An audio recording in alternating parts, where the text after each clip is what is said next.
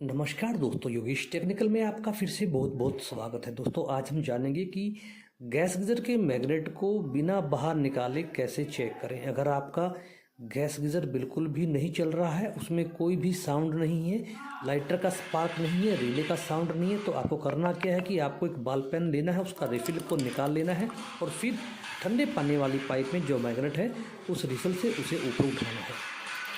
अगर आपके सभी फंक्शन सही होंगे तो आप जैसे ही मैग्नेट को ऊपर उठाएंगे और वो सेंसर के संपर्क में आएगा तो आपका गैस गीज़र सभी एक्टिविटी करेगा। लाइटर के साउंड भी आपको सुनाई देंगे, रिले का साउंड भी आपको सुनाई देगा।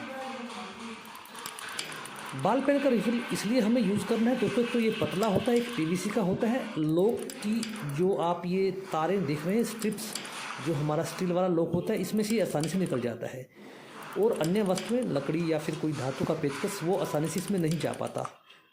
इसी वजह से हम इस बॉल पेन के रिफिल का इस्तेमाल कर रहे हैं ताकि मैग्नेट को ठीक प्रकार से ऊपर तक उठाया जा सके, क्योंकि कई बार हमारा मैग्नेट ऊपर नहीं उठ पाता।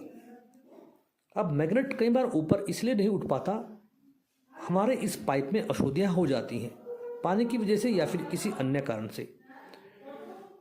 तो आपको करना क्या है कि ठंडे पानी वाली पाइप में जो आप ये नीचे लॉक देख रहे हैं ना, इसको आपको बाहर निकालना है। इसके लिए आपको नोज प्लायर का इस्तेमाल करना होगा, जैसा अभी आप देख पा रहे हैं, यानी कि जो आगे से पतला होता है।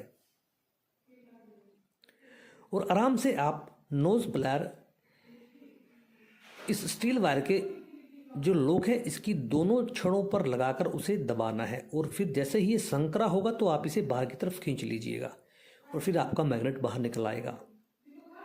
आप ऐसा आसानी से कर सकते हैं। उसके बाद जैसे ही ये स्टील वाला लॉक निकल आए तो आपका मैग्नेट भी बाहर निकल आएगा। अगर नहीं निकल पा रहा तो आपको उसे थोड़ा सा हिला लेना है और दाब से ही आप उसे हिलाएंगे तो आपका मैग्नेट आपके हाथों में होगा। अब आपको मैग्नेट का जो सरफेस है वो चेक करना है, इस पर कुछ अशुद्धियाँ तो नहीं है, क्योंकि पानी में काफ़ी मिनरल्स व आयरन होता है जो इस पर चिपक जाता है। अगर ऐसा है तो आप इसे साफ़ कीजिए किसी रेगमार से, किसी शार्प फाइल से या फिर किसी कम कैपेसिटी वाले एसिड से। इसकी विधि आपको मेरे कई वीडियो में मिल जाएगी। फिर आपको पाइप के अंदर झांकना है, देखना है कि पाइप के अंदर भी कुछ अशुद्धियाँ जम तो नहीं गई है पाइप की दीवारों पर। अगर ऐसा है तो फिर आपको वो दीवारें भी साफ़ करनी होगी। इसकी विधि भी आपको मेरे अन्य वीडियोज़ में मिल जाएगी।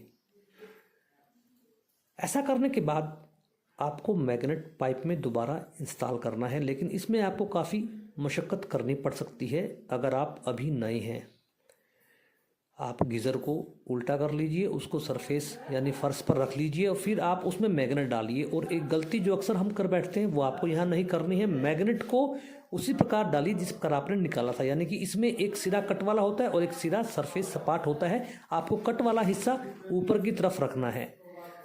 ऐसा इसलिए ताकि इसको उठने में ज़्यादा जोर ना लगाना पड़े, इसलिए कट ऊपर की तरफ होना चाहिए।